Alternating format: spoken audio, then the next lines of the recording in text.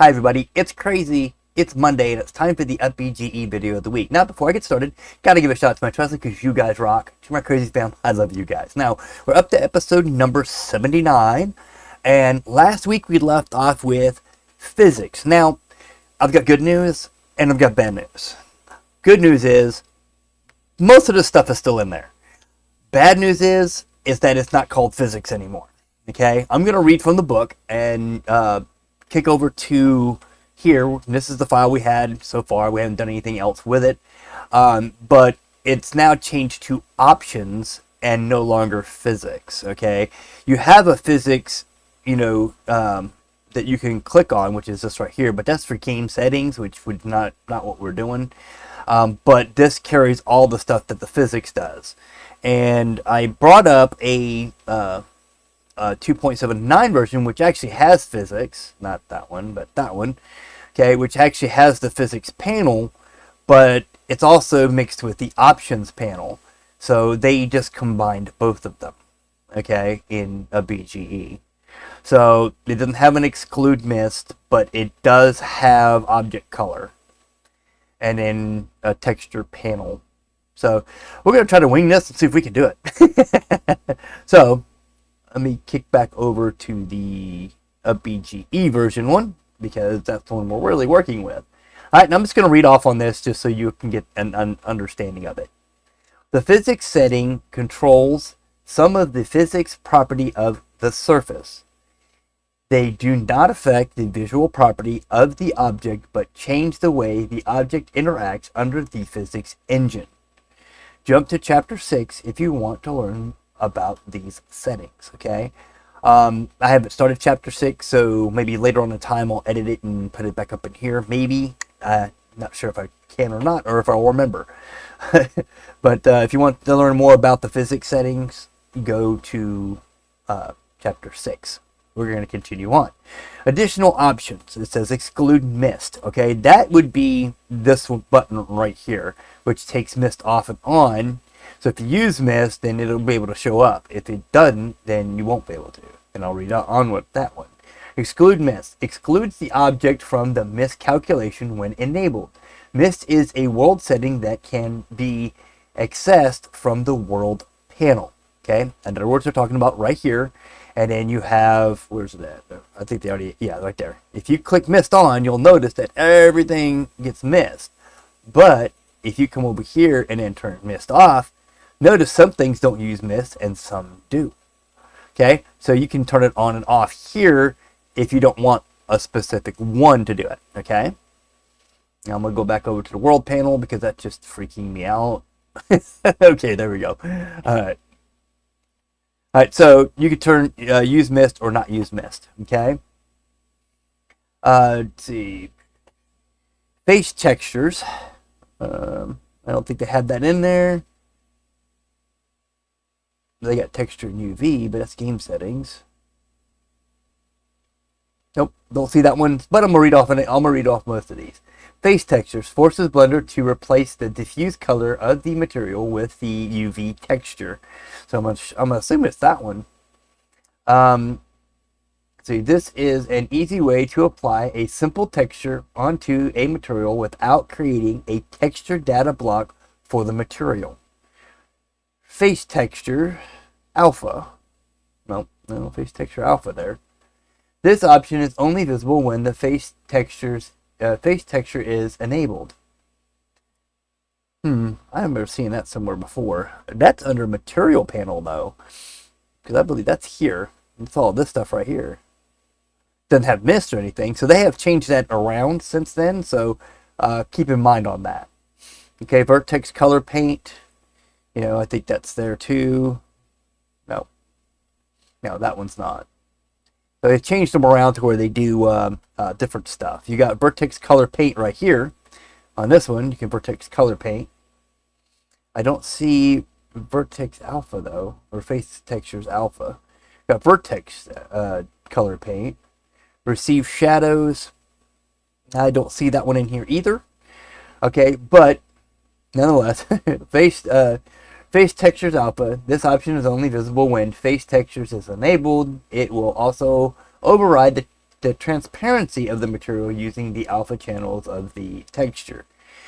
It, in addition to replacing the diffuse color of the material. Vertex color paint multiplies the vertex color of the mesh on top of the regular material. Receive shadows makes real-time shadows cast by lamps visible on the surface. Only spot and sun lamps should cast shadows. Okay, this has already got it. It's already, you know, ingrained in, because most games have to have shadows, period. You're not going to want to not cast shadows unless you don't want it to, and then you would do something else. So far, we have covered all the functions of the material panel. No. Okay, that's under shadow. That's this one. Okay, you can cast shadow, or not cast shadow. If you notice, the one right over here, it casts a shadow or it doesn't. You can cast only, you know, or it can receive shadows. If it receives shadows, then it will be able to catch a shadow, okay? And then, of course, you got transparency, which is, it did talk a little bit about transparency, but not much. It's part of receive shadows. All right, object color modulates the material color with the object color, useful for getting different objects sharing the same material to have different colors. The object color can be set from the object properties editor. Okay, what they're talking about is this right here, and you come down here, where's it at? This right here.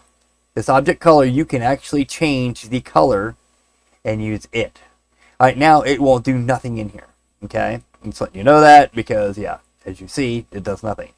But say you got an animation and you want the eyes to go from blue to red to become evil. Okay, you can actually animate this color, but you've got to have it set with the color here. And I believe, where's it at? You got to use object color. Okay, and then if I go to object, see, yeah, see the eyes, how they change color now? So if I use object color, I can. Okay, as you notice, the backdrop changed because it's no longer using the object color. Okay, you'd actually have to click on that one and hit object color and then change it on that one's color. See how it's black? If I turn that white and then I wanted to turn it green and different colors, make it shift through every color of the rainbow. Woo, okay, yeah, I'm making myself dizzy here. Okay, nonetheless, if you don't want to use the object color, okay, then you make sure you have that turned off. Okay, all right. The texture panel. Okay, now we're going into the texture panel, and where am I sitting at? I'm only at 8 minutes, so we can get started on this one, but this one's a kind of a longish one, so I'm going to go ahead and just pause it at that, because I don't want to go into the texture panel. I want to give it a full work through. But when you're messing around with the materials tab, okay, you can actually put transparency on and drop the alpha. If you notice that the shadows drop out, it's now transparent, so her eye color, okay?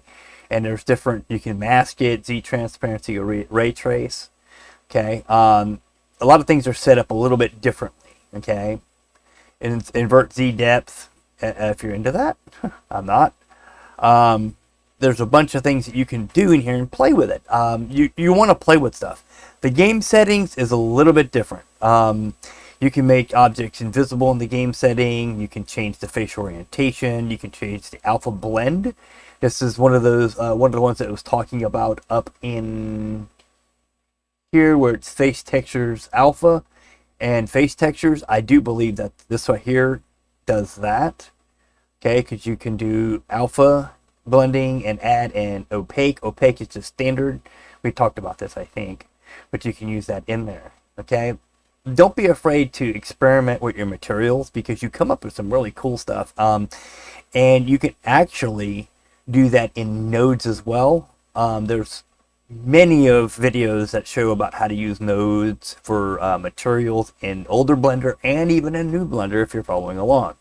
But for the most part, you know, tinker around with it. Change the specular, you know, give it a pinkish hue and find out what happens.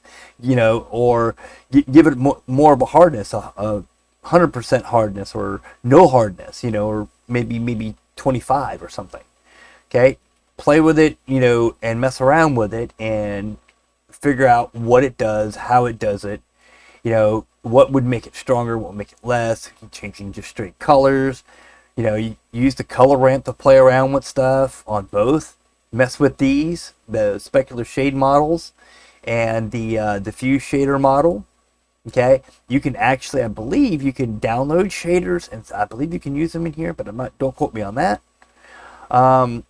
You know, play around with the material settings, play around with your materials, add more, add less. You can add more than one material, okay? You can have as many as you want. You know, you want the blue floor, you want a green floor, you want a, you know, actually, let's do a new one on that one. Okay, you want a material that's a yellow, you can do that too. You know, you can set them up just about any way. Okay, and as you notice, she changed because it was a regular color that I used. I can actually put this back to white by just pushing them all up, and she's back to her normal gray color, which is supposed to be white. But you can always do things like get rid of that and make it a completely different material. Now watch. You notice she doesn't change to yellow. Okay? And make sure that whenever you're doing these, you always name them. Because I have a bad habit of having material 1 through 185, and it kind of sucks because you have to bring it up here, and all you see is the colors. What if I have 3 different colors of green, and they're all the same material? You know, that's not going to help you. Especially when you've got green for the eyes and you want to have the green for the grass. But they're both relatively the same color. You can mess yourself up. So play with these. You know, tinker around with it. Enjoy it. Have fun. We'll continue on next week. At the bottom of page 20, because of the fact that, like I said, there wasn't much with the thing. If I would have looked forward, I would have just ran through it last week. My apologies. But next week, I know we've got a long one. It's the texture panel, and that's this one right here. We start to get into the textures, and let's see, how many pages is that? Yeah, I believe that's, yeah, it's 2 full pages of that. So, influence panel, I don't know what the influence panel is. But we'll get into all that, and actually it's farther than that. It's more than 2 pages. That might be a 2-day-a-week thing there. Normal maps and height maps. We got a bunch of stuff we're going to tinker around with. So, let me scroll back up here. Yeah, scrollball mouses are nice, except for they only go up so fast. Okay, so I'm going to be at the bottom of page 20. Okay, let me switch back over to here. Okay, bottom of page 20, we're going to start with the texture panel, and unfortunately the physics has been moved around. It's not in the same spots as before. I do apologize for that. I'm following along at about the same speed as y'all are if you're following along with the book as I'm going along with it. It makes it a little bit harder to, you know, pre-do it because I don't pre-plan it. I just read from the book, and that's what we're going to be doing, and yada yada yada.